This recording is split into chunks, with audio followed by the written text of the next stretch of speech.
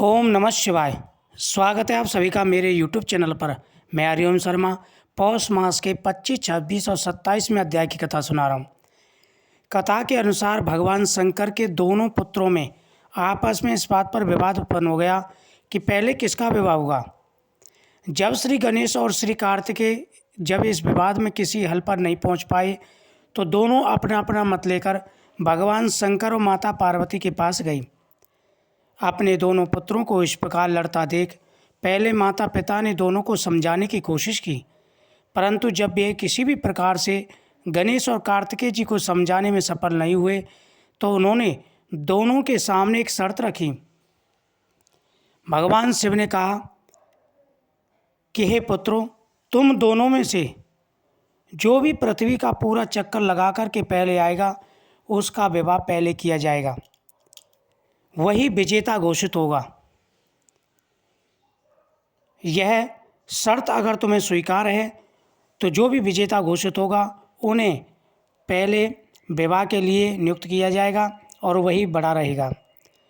विवाह की यह शर्त सुनकर दोनों बहुत प्रसन्न हुए। कार्तिकेय का वाहन क्योंकि मयूर है इसलिए वे तो शीघ्र ही अपने वाहन पर सवार होकर इस कार्य को पूरा करने के लिए चले गए। और जैसे ही भगवान शिव ने यह घोषणा की उसके बाद भगवान शिव के जो बड़े पुत्र थे कार्तिकेय जी, उनका जो वाहन है वो है मयूर, मोर।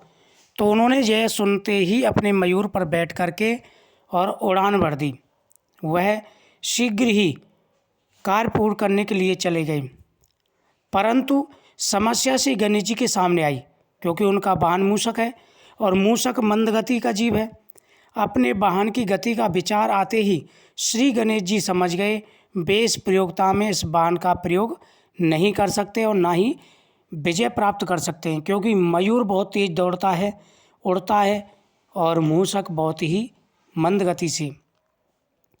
श्री गणेश चतुर हैं, बुद्धि के दाता हैं और सभी विघ्नों को हरने वाले हैं, तो उनके सामने विघ्न कैसे आ सकता है। बस उन्होंने क्या किया, उन्होंने प्रतियोगिता जीतने का एक मध्य वर्ग निकाला और शास्त्रों का अनुसरण करते हुए अपने माता पिता की प्रदक्षिणा करनी प्रारंभ कर दी। शास्त्रों के अनुसार माता पिता भी पृथ्वी के समान होते हैं। माता पिता उनकी बुद्धि की चतुरता को समझ गए और उन्होंने श्री गणेश जी को कामना पूरी करने का आशीर्वाद दिया। शर्त के अनुसार श्री गणेश का विवाह सिद्धि और रिद्धि दोनों कन्याओं से कर दिया गया। पृथ्वी की प्रदक्षिणा कर जब कार्तिकेय वापस लौटे तो उन्होंने देखा कि श्री गणेश जी का विवाह तो हो चुका है और वे शर्त हार गए। श्री गणेश जी की बुद्धिमानी से कार्तिकेय नाराज होकर श्रीशैल पर्वत पर चले गए। श्रीशैल पर माता पार्वती पुत्र कार्तिकेय को समझाने के लिए गईं और भगवान शंकर भी जहाँ ज्योतिर्लिंग के रूप में अपनी पुत्र से आग्रह करने के लिए पहुँच गए। उसी समय से श्रीशैल पर्वत पर मल्लिकार्जुन ज्योतिर्लिंग की स्थापना हुई और इस पर्वत पर शिव का पूजन करना पुण्य कार्य हो गया। श्री मल्लिकार्जुन मंदिर निर्माण विशेष महत्वपूर्ण है और इस कथा के श्रवण करने से हर प्रकार की मनोकामना पूरी हो जाती है।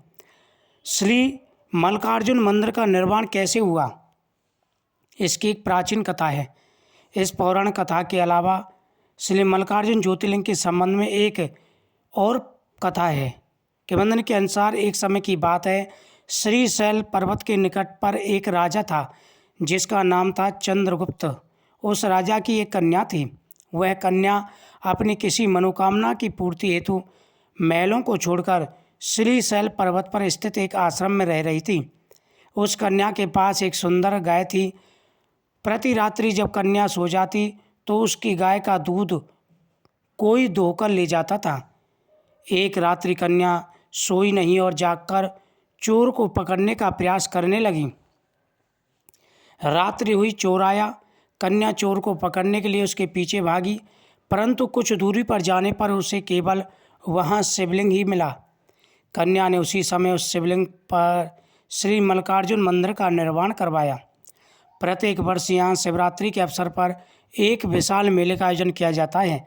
वही स्थान आज श्री मल्लिकार्जुन ज्योतिर्लिंग के नाम से प्रसिद्ध है।